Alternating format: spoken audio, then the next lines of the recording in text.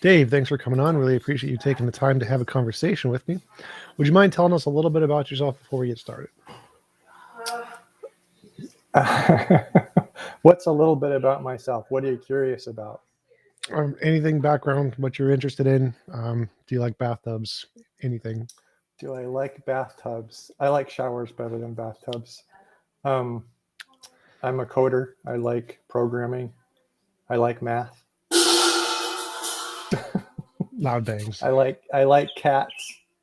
That was probably a cat. Could have been a dog. I don't know. Let's see what else.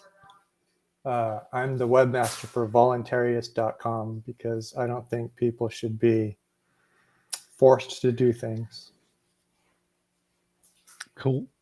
All right. So the topic today was, can atheism and materialism be justified? Can you tell me more about your position on that? So I guess those are two belief systems.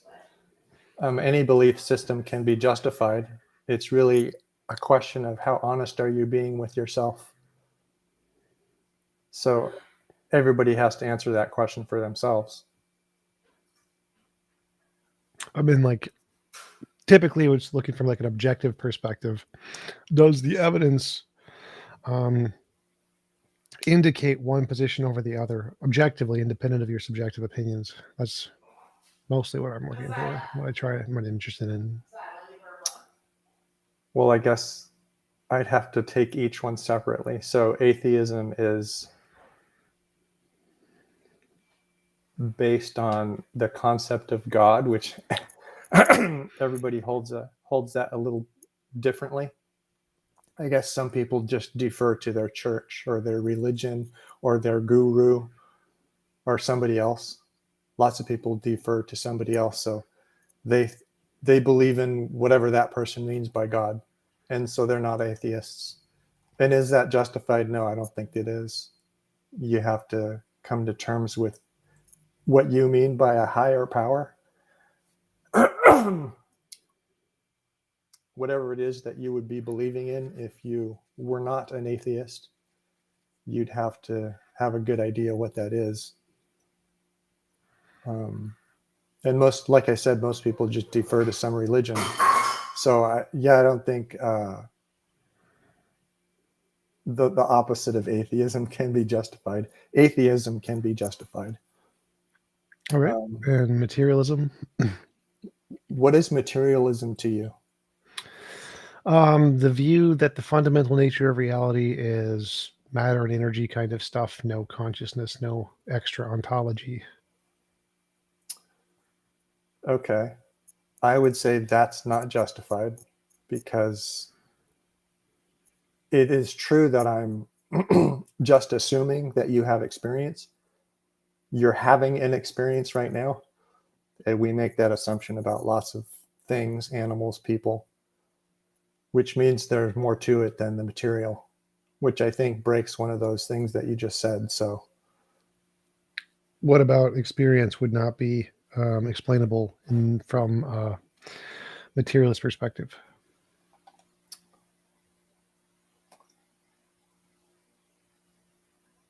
For me, it's just not explainable. I mean, I've heard it's a thing that happens to you because you are very complex. Like, oh, you have so many neurons inside your brain and they're all working together to create this illusion. Well, it's an illusion for a thing. What is the thing that it's an illusion for? Itself? I mean, yeah, then that's like we made a machine and it seems to have experience. So experience must be fake. But I'm having the experience. Well, I think experience is real. I think it's just an emergent property of brains. I don't think it's a new thing. Right. You don't think that there's a thing other than your brain that's having the experience that you're having. You just attribute that subjectivity to your brain. Like your brain is capable of having a subjective experience. Yeah. I totally understand that. It just didn't feel that way to me. It doesn't work for me. What If do you we mean? could build something that would express that it's having a subjective experience, that would make more sense. But everything we build that does that, it's because we programmed it to do it. But why would it be more reasonable to say that materialism is wrong in that instance? Because obviously we haven't solved consciousness in any way. But if we want to say that materialism can't be justified, would seem to imply that there's some other ism that we should believe in some case. And I don't think that's reasonable. I think materialism has a strong inductive case, so it's justified from my perspective. And I think that any alternative of what consciousness could or what could explain consciousness would be unjustified. It would just be hypothesizing. Okay. Would you disagree? Well, sure. But in my head, there's value in you having a perspective and me having a perspective. And that is the case. And those two perspectives are different.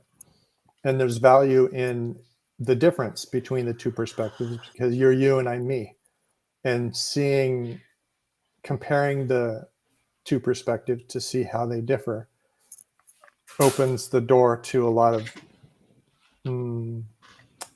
advancement, I guess you could say, in philosophy, in relating to other people, in having a good life, et cetera, et cetera. Would any of those things relate to it being like justified in believing it simply because it would produce good conversation? Like there are lots of Yeah, sure. I mean, you could look at it that way.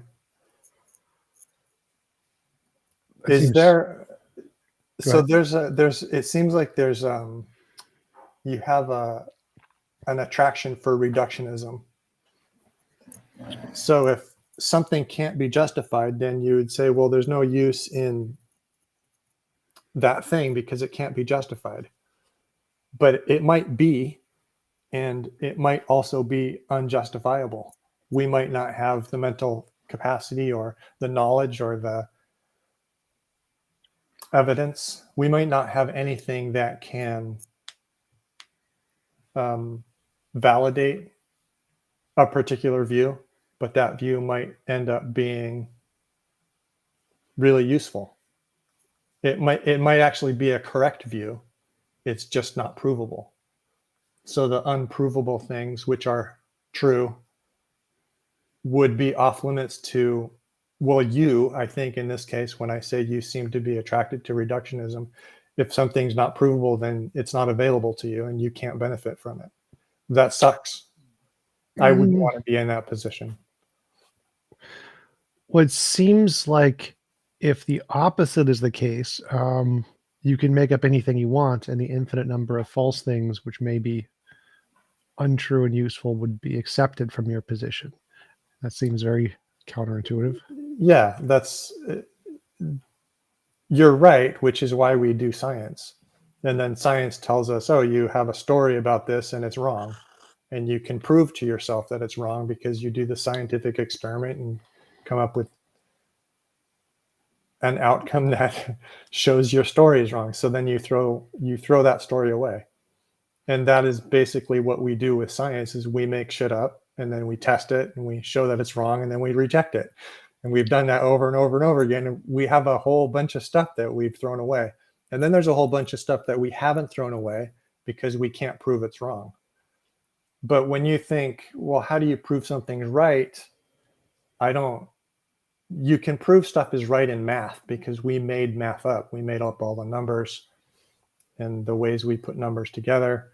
So we can, you can do math with a piece of paper and a pencil. You don't need to go out in the world and do things. But if you're going to do science, then you have to go out in the world and do things and prove yourself wrong or fail to prove yourself wrong and help your hypothesis become a theory.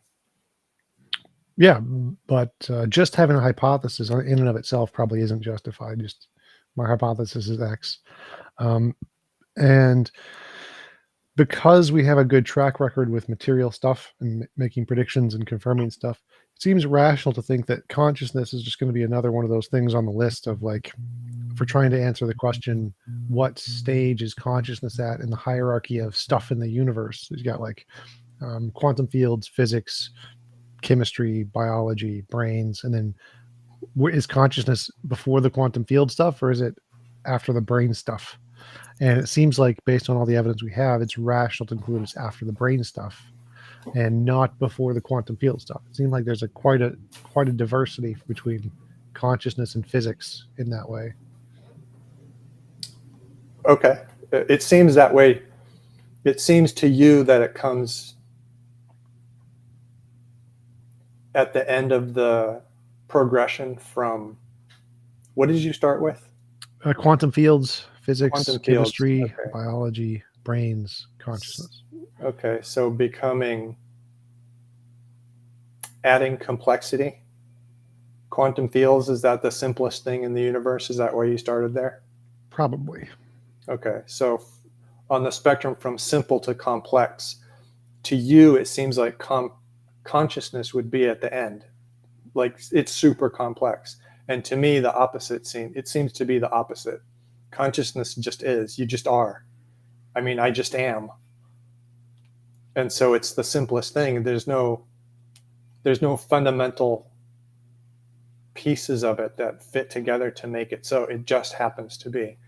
I think there's a guy named Hermes Trismegistus. Have you heard of that name? He was a Greek philosopher. I believe the Greeks named the messenger god after Hermes Trismegistus. And he came up with the 7 natural laws. And one of those natural laws is that everything is mental. Like the whole universe is a mental construct. And so when it's almost as if his view was that, and I actually share this view, everything started because consciousness just happened to be, and it was bored, and it thought, suppose there was stuff. Well, if there were stuff, there would have to be rules governing it. What would those rules be? And it imagined those rules into existence, and that's what all of this is now. It's the imagination of the only thing that actually really is, which is consciousness. And it just imagined all of this stuff into existence with all these rules that are internally consistent. They make physics work. It all works together. Because that consciousness has a perfect understanding because it created it on its own. And we're all experiencing it as individuals because it's more fun that way. To me, that would seem like looking through a telescope and seeing other universes and saying, well, because we can only see other universes through a telescope, they must be made of telescopes or something. It seems like it's an epistemic thing. If we're using this tool to experience other stuff, therefore everything is made of this tool. Yeah, that makes sense. Don't you think that's probably not a good argument in the case of the telescope, right? Probably not a good argument in the case of the telescope. So like I look through a telescope to see other galaxies and then therefore conclude the other galaxies are made of the telescope or they're in the telescope. That's pretty silly, but you're looking through the telescope. Right. I'm not seeing the difference in that case, though. It seems because it's the same epistemic grounds that if you have some medium and you use it to experience something, is it rational to conclude the thing you're experiencing is a product of the medium? And I think that in any case, the answer can be yes. Like if you have a spot on the end of your telescope or something, then that's a product of the telescope. But you can also have good reasons to think, no, that there's a galaxies out there because we look and we see it independently. Can verify it when we're not looking. There's all kinds of things. Computers can verify it.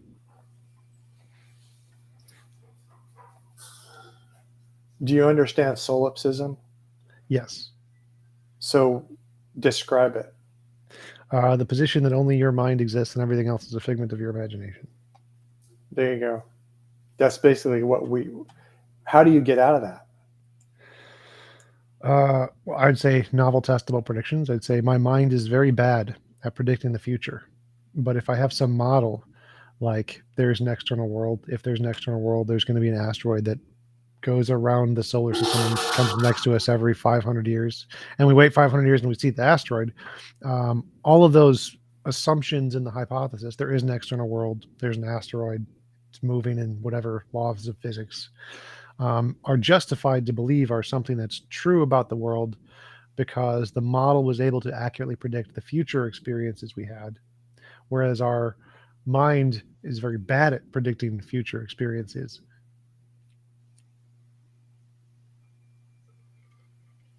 Didn't you just describe the process through which your mind actually does predict stuff?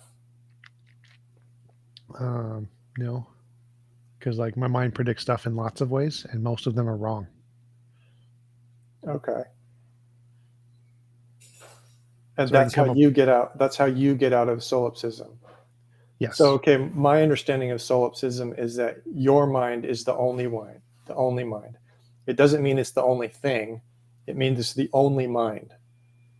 And you get out of that possibility by seeing that your mind doesn't make predictions very well. But that doesn't have, there's no argument there that there are other minds that can make predictions better. Yeah, Maybe that would be the argument. Other minds make predictions better than yours. So there must be other minds.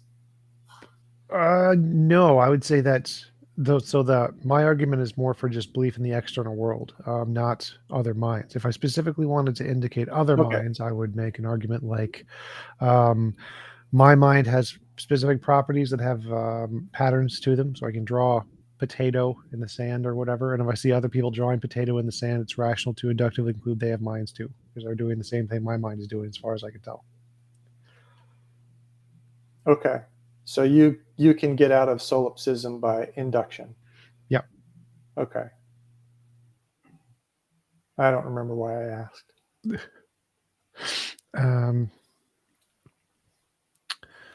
See, I was asking about the telescope thing. We look through a telescope and see other galaxies. Is it rational to conclude the other galaxies are inside the telescope or something, or made from the telescope? And I'd say no. And I think the same thing would apply to consciousness. The fact that everything we experience is something we experience, that doesn't seem to justify belief that they're all a product of experience, just like the galaxy isn't a product of the telescope.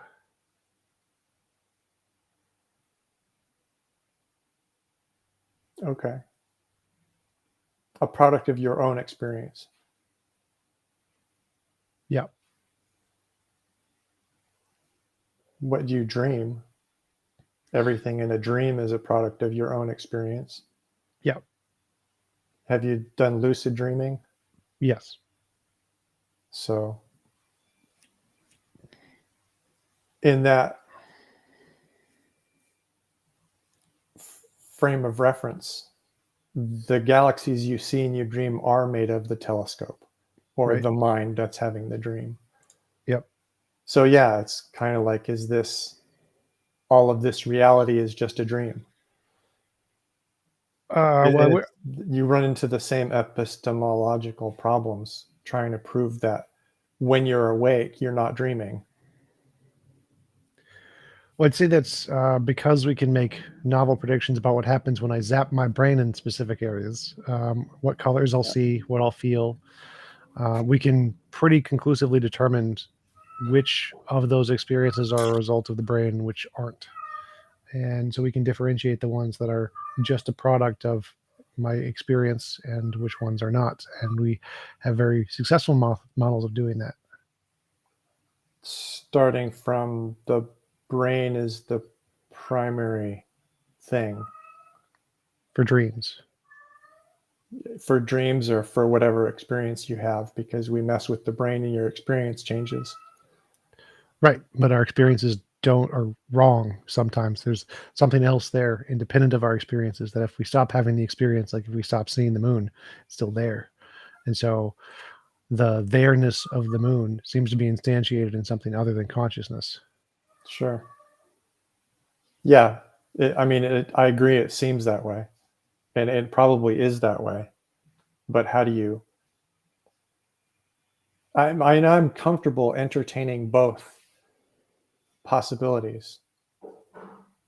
I don't So the question of, what is it, primacy of matter or primacy of consciousness? Mind. Yeah, that's an old question, and it's a question that I like, and we're just landing on different sides of it. That doesn't bother me. There's no drive in me to resolve that question, because I resolved it for me, which is good enough for me. And if I meet other people and they resolved it the same way, then we're on the same page for a lot of stuff. But I end up being on the same page for a lot of stuff with other people, even if they don't have that view. So, Well, for me, it seems hard to believe why other people are on that side. Because to me, it's like someone who sees a pineapple and says, pineapples are the fundamental nature of the universe. And I'm very confused by this because I see pineapples come from trees, and trees are not the fundamental nature of the universe. And so, how could a pineapple be the fundamental nature of the universe when it's something that clearly all evidence says they come from trees? Maybe we're just wrong about the trees. It's just an illusion or something, but all of the evidence we have say they come from trees, and that's pretty good evidence as far as I can tell. And so why would it be rational to say that pineapples are the fundamental nature of the universe when all of the pineapples we've seen have ever always come from trees? well, that wouldn't be rational. Would that be different than consciousness comes from brains? Well, is your experience is the only thing that you've ever had, right? Yeah. So is your experience a pineapple? It's not No. my experience. It's not something that comes from trees. It's everything that you've ever had, and it's all that you've ever had. And so from that perspective, you could almost say it seems almost just as ridiculous to think there's actually stuff out there that isn't you, that happens and it's without you and you're not involved. And if you ever come to the evidence that says, oh yeah, that stuff is out there doing stuff, well, then it's part of your experience. If I was always right, I would probably believe that. So if my thoughts, my Yeah. ideas were Yeah. 100% correct, always represented reality, I always knew the future, then yeah, I'd Right. probably believe I was the fundamental nature of reality. But Right. I'm wrong far more often than I'm right. And so there seems to be some discongruity between my mental states and the reality I'm experiencing. And so it seems like there must be some factor interfering with the rightness of my ideas that is independent of my consciousness itself, that shows there must be this third variable there, and it has to be more fundamental than my consciousness, or otherwise how could it make my consciousness wrong? I agree with that. Um, what is what happens when you discover that you're wrong? What happens? um I change my beliefs or something. You correct yourself. But then the mystery is, how did you get wrong in the first place? Yep. Because you collect evidence and you think about it and you come to a conclusion, and then you discover, oh, that conclusion's wrong. But how did I get there? Because you collected a bunch of evidence, and if all is mind, what's the problem with everything being mind in that situation is that your experience of it doesn't line up. So maybe everything isn't your mind, but if everything is mind, you have access to a little piece of it, which is the little piece of it granted to the bubble universe centered on what? Whatever part of the structure you think of as yourself. So you're in the middle of a big sphere, which is your universe, and I'm in the middle of a big sphere, which is really close to yours, relatively speaking, but it's a different big sphere. It's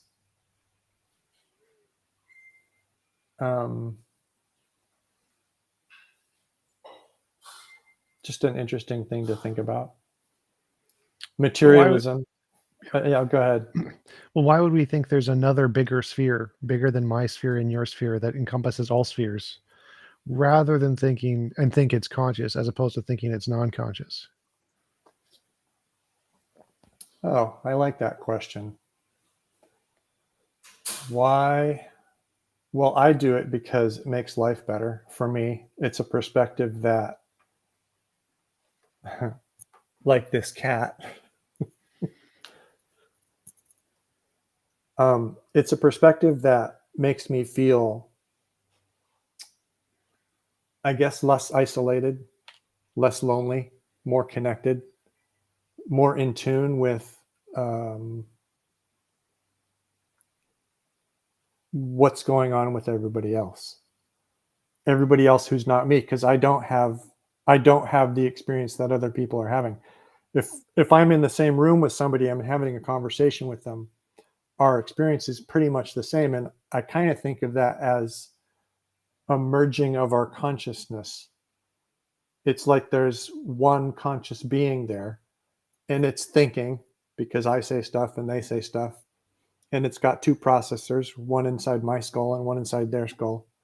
But the conversation and the amount of attention we pay to each other can make the experience be like an experience of one being, but that one being is composed of two people. What is the your question kind of comes down to what is the value of that view?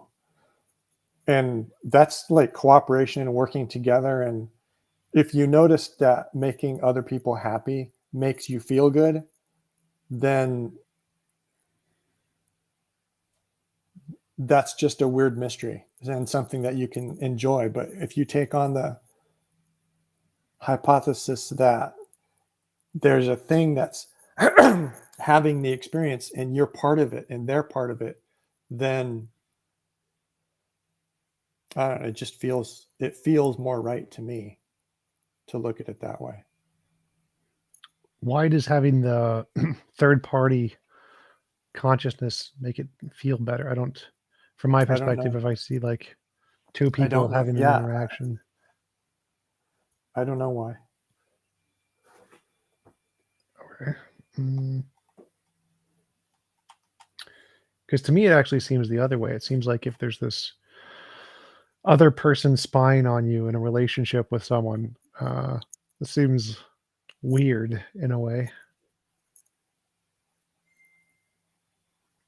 I had a conversation with a professor recently about would the universe be better if there was a God or something, and he said one of the reasons people say no is because having a perpetual person spying on you Mhm. 24/7 is very uncomfortable.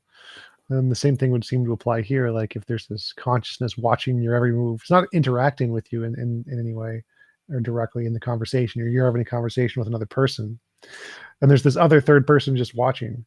I mean, it's great YouTube for YouTube content, but I'm not sure if it would be making the situation better. Where did you get the other person? The third Also, person? like, if me and you are having a conversation, we're our own two bubble things, bubble universes, and then the question is that better or worse if we add in a third bubble, a bigger bubble that encapsulates all the other bubbles? And it's Well, just, okay, but that's where did how does that relate to what we were talking about was okay, I can see a little bit of a connection. If you think of two bubbles and then there's a third bubble, that's different from if you think of two bubbles that just merged to one big bubble. Is that what you did? Is you, because in my head, it's when I'm in a deep enough conversation with one other person, or actually, it doesn't matter how many other people, everybody's there paying attention to the conversation. We're all on the same wavelength. We're all part of that one big bubble. There's no, like nth party, there's no extra. It's just all of us together. You could think of all of us together as an extra one, but that's not an extra one that's part of the group. That's the extra one that is the whole group. It's not outside of the group. It is the group itself. It's almost like the experiments where they cut the corpus callosum of people who have epilepsy or whatever, and those people then find themselves getting dressed with their right hand and getting undressed with their left hand. So it's really acting like two people, but there's one person who realizes, oh, I'm acting like two people, and has to figure out how to correct it. And I don't remember if those stories are from the observation of the doctor or of the staff who noticed this happening, or if the person's own experience, they just sort of realized, oh, this weird thing is happening where I'm trying to get undressed to, go to bed at night, and half of me is doing the opposite because I'm not connected anymore, and I realize I'm not connected anymore or whatever. But that's an example of the two beings merging into one. Yeah, I'm familiar with those cases. V.S. Ramachandran talks about them quite a lot, where there's like multiple consciousnesses in one brain. But I don't see how. So you're saying that would not be, if there isn't consciousness isn't fundamental and there's just materialism, then there's not this joining of consciousnesses when you chat or something. What? Well, I'm trying to understand more about what, because you said it makes you feel better to think of interactions as if they're two consciousness bubbles that are like joining into one consciousness bubble. Yeah. And if materialism is true and there is no extra consciousness bubbles, are you saying that's just doesn't feel as good or is less real, or some case the conversation isn't as meaningful in some way? Yeah, absolutely. Yeah. Like what ways? I don't see like inherent value in the idea of the consciousness bubbles merging, so I don't understand what value that adds to something or not something. And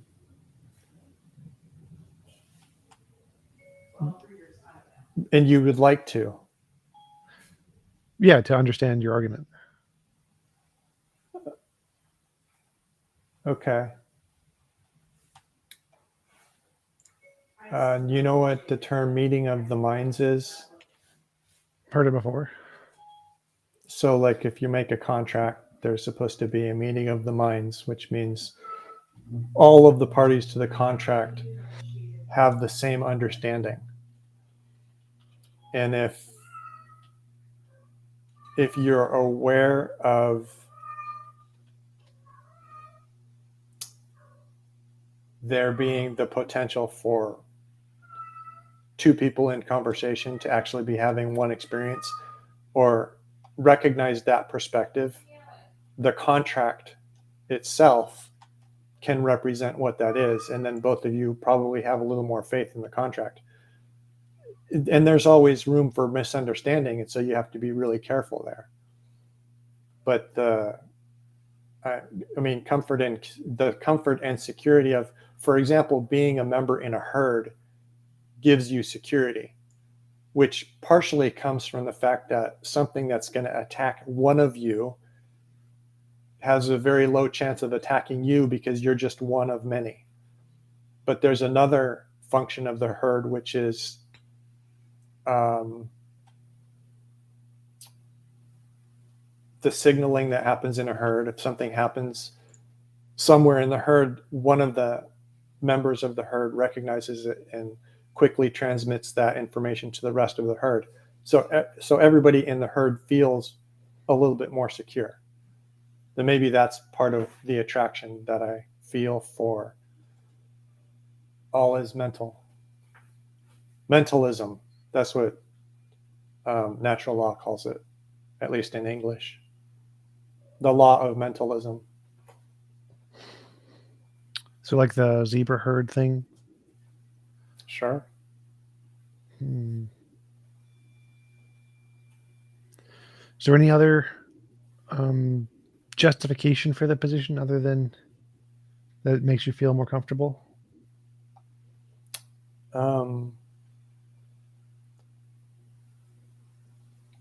Did we talk about the chick robot intention study last time, I don't maybe. think so. I don't remember, Okay. but I don't think There's so. a guy who did an experiment. I think the title of the paper he wrote is Psychokinetic Action of Chicks on a Robot. He took like a coffee can and turned it into a robot. It had 2 wheels and a pivot point, and then it would take instructions so that it could either spin around in a circle one way or the other way, or go forward straight or go backward straight. So it really only had 4 motions, and it would take its motion instructions from any source, and he hooked it up to a physical random number generator source. So its motion was random, and then he put it in a cage next to these baby chicks who had imprinted on it because they thought it. So the baby chicks thought it was their mother. They wanted it to be close to them, and it's taking random motion instructions. Without the baby chicks there, it does move about randomly. So it's about 50% on one side of the cage and 50% on the other. But when the baby chicks are there, it's 72% of the time it's on the side of the cage with the baby chicks. So they thought maybe that had something to do with imprinting and chemistry and whatever. So they changed the dynamics and did the same experiment with a second batch of chicks. But instead of them imprinting on the robot, they just put a candle on top of the robot and shut all the lights off. And the same result happened. So the question then is, why is the robot going toward the baby chicks? And the only difference we know of is there were baby chicks there that wanted that to happen. So it seems like the presence of the baby chicks caused something not inside of their brains to manifest because they wanted it to. I just call it a statistical Yeah, so chance. you do it over and over and over again, and you keep getting 72%, and then you have to throw out the possibility that it's just chance. Right. So I would say it's probably just chance. Most likely, it probably wouldn't be repeatable in that way unless there was something like either the chick could follow it around, and so it's on the same side as the box because the chick is literally just following it around. That would make sense. Yep. Or there's a weighted difference to the box, and so if there's like a slight bend because of the weight of the chick, then that would introduce a new variable into the movement of the robot, so it's not perfectly random. Yeah. The baby chicks were in a cage. The robot was in a 10 by 10 foot cage, and the baby chicks were in a smaller cage outside of the 10 by 10 foot cage. But anyway, another piece of evidence, which is just hearsay, is a lady that Tim Ferriss interviewed on his podcast because she was working at a human animal communication research center. And one of the protocols of having a job there is that anything that happens in your mind that doesn't seem to be part of what you're trying to do, you need to write it down. So she was in a room with a dog, and she got an image of a upper arm of a man with a tattoo of a bald eagle on it and a blue sky in the background. And then she remembered that she's supposed to follow this protocol because it's part of her job. So she wrote it down in the notes. And then a couple hours later, she was walking around and she heard some crying from the lobby. And so she went to investigate and found a lady there who had read her report and was crying about it because she explained her son, who had owned the dog, died in a car accident 2 weeks earlier, and he had the tattoo and all that. So in that story, the theory is that the image came from the dog and entered her mind, and that's why she got it, because the dog missed his master. And there's other little stories like that. There's also something I learned in the Landmark Forum. I took the Landmark Forum, and they suggested that sometimes if you're listening actively to somebody and you have a thought which might solve a problem that they're expressing, you don't always have to say it. If you're listening well enough, they might come up with it on their own. which you could say, well, that's because it's in your head and it gets in theirs, which goes back to the single bubble. Or you could say it's just random, which I think you would want to, because you have apparently put some stock into materialism. I'm okay with either one. I like the mentalism better. So it's the side I land on. I wouldn't say it was random. I'd say that if two people are talking about one subject and they're trying to solve a problem, both of their brains are trying to solve the problem, and they're probably pretty similar in their epistemic basis, and so they're probably going to come up with similar solutions. Like that's the Abraham Lincoln quote: "Books exist to show man's ideas are not so original," something like that. Okay. I mean, what would you think about that one? That you can probably find parallels of someone writing a book or writing a story and then looking back in the past and say, someone came up with that before, like Elon Musk's Hyperloop. That one's an interesting one, where we find people in the 1920s also had this idea. Now, I don't think that the mind bubble of the people in the 1920s and the mind bubble of Elon Musk were like joined together across time. I think it's just that there's common patterns in the way that the brain works, such that the way we combine ideas is a similar pattern across timescales, because just how our brain works. And therefore, the fact that Elon Musk came up with a similar idea as the people in the 1920s is more likely explained by the functioning of our brains rather than the joining of the mind bubbles. Sure. Do you think that would count against the evidence of the cases like the ones that you mentioned, where because of how our brains work, we come up with a bunch of different ideas and they can be mirrored and just happen to align in those cases, just like they happen to align across time scales?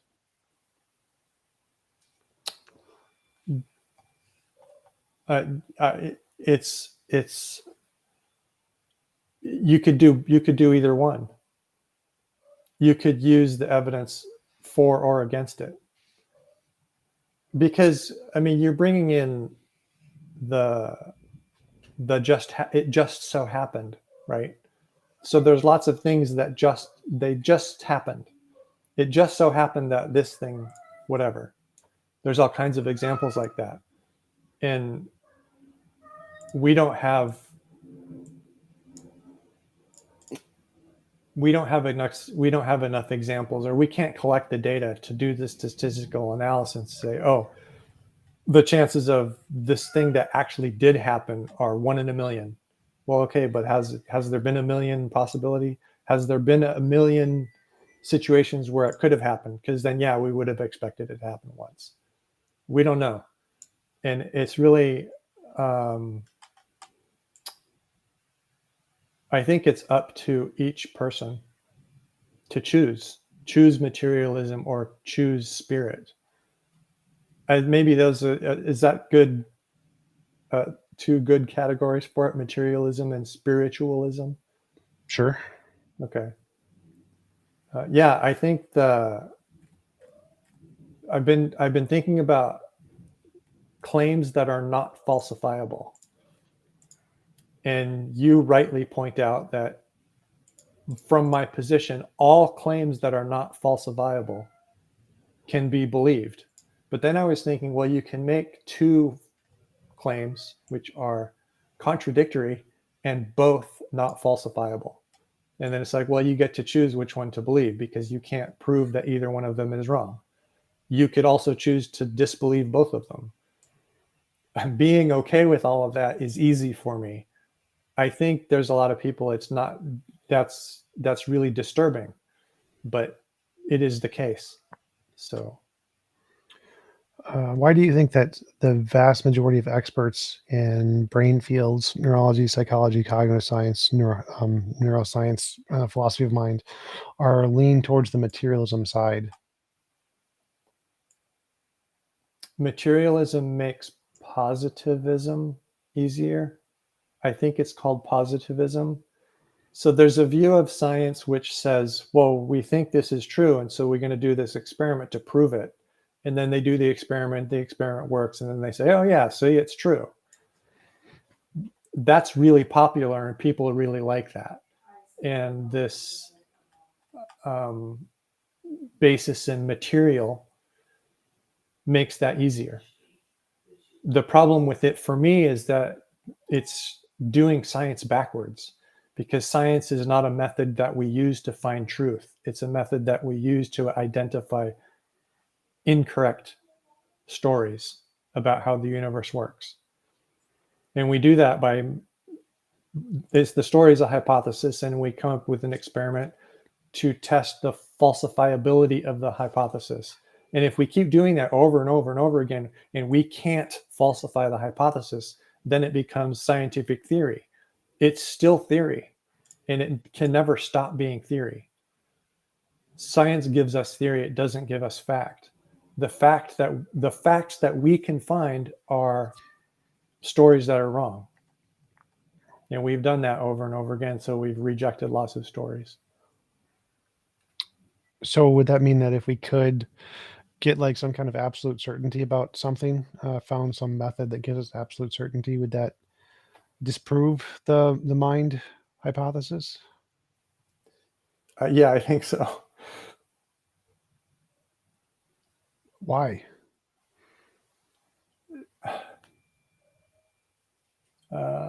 Well, okay, maybe it wouldn't. I don't know. Well, I'm asking because I'm lost on the relevance of why science being provisional means that that's better explained under materialism or something, or No, it doesn't. You asked why all of the people doing science right. tend to be materialists. And the answer is because they like proving things true. They don't like coming up with stories and then coming up with experiments that can show the stories are wrong, which is what science really is. They like using science to prove that things are true, and using materialism and sticking with materialism gives them that, because the induction feels more like deduction. If you stick with materialism, you reject all of the claims that are not falsifiable. There's no spirit, there's no experience. You can't build a machine that has experience. Maybe that's a good fundamental claim to play with. I think that you can build a machine that has experience. We wouldn't know it unless we came up with something, I don't know, some novel test that would demonstrate the experience of a thing. Well, I think we're definitely going to build AIs that have conscious experience, and then they're going to be able to merge their conscious experience with ours, and that's how we'd be able to prove it. Essentially, we're going to have joint conscious experiences where we can just plug it into one robot and plug it into a different robot, and we can just have their experience. But I still think that would be consistent with materialism. I think it would be more likely under materialism, because if consciousness was some fundamental force thing, it would probably be harder to mess with, harder to join them deliberately than if it was a brain state thing. If it's a brain state thing, a higher order emergent property, it seems to me like it would be easier to merge them, to combine them, to mess with them, than if it was a fundamental state thing. Maybe we'll find out someday. We don't know yet. Cool. Well, we have a few questions from the audience, if you don't mind. Tim asks, is there such a thing as too conscious, like being too much conscious? Huh. Not for me. I mean, at least I have never been more conscious than I wanted to be. I've experienced that quite often. Oh, you have? Okay, interesting. So there you go. Zao Levis asks, anything that has a limit is dependent on something else. To define its limit, random or determined, what determine the limits and specifications of the fundamental natural laws? Wow, who knows? I think that's really similar to my question about if mind is fundamental, why am I wrong so much? It's like, because there has to be something independent of my mind setting those limits or those facts. that I'm not correct about. Yeah, somebody was talking about simulations on Telegram a couple days ago, and I came up with sometimes the simulation is persistent and consistent enough that you can stop worrying about whether or not it's a simulation. Just pretend it's reality. That came to mind when you said it, but I don't know why. Gotcha. I think that was it for the questions, unless anybody else in the chat has one. I don't really have any other questions. Do you have anything thoughts, questions? All right. Oh, we've been going for about an hour. Thanks for coming on. Really appreciate it. Do you want to give any links or references where people can find more about your work? Voluntarist.com. I think you said you're on board with voluntarism. Yeah. I think. Yeah, good. So cool. I think everybody should be. Make the world a better place. For Thanks. sure. All right.